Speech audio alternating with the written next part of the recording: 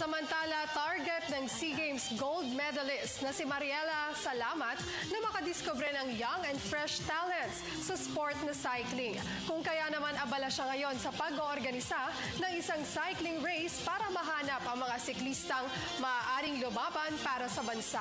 May report si Florabel Garbin ng Gordon College, Olongapo City. Bukod sa pagpapanatili ng kanyang magandang forma, pangarap din ni 2015 Southeast Asian Games gold medalist Mariela Salamat na makadiskubre ng mga young talents sa sports na cycling. Sa katunayan, abala na ngayon ang grupo ni Salamat sa pagpeprepara ng mga kakailanganin sa kanyang programang Bugalion Cycling Classic na gaganapin sa hometown ng kanyang daddy sa Pangasinan sa Mayo 29.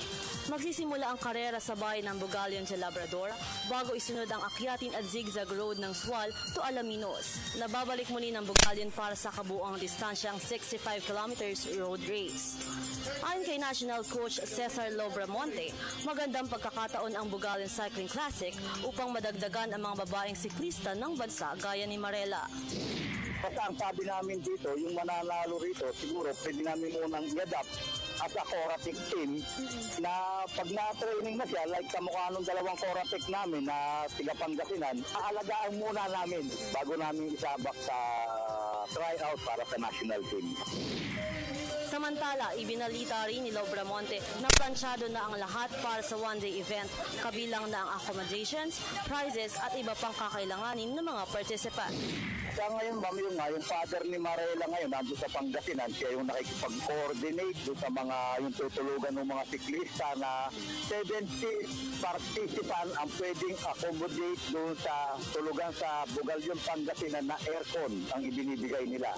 Katapos nung mismong karera, may palibre pong patanghalian, may cash prize pa, walang entry fee.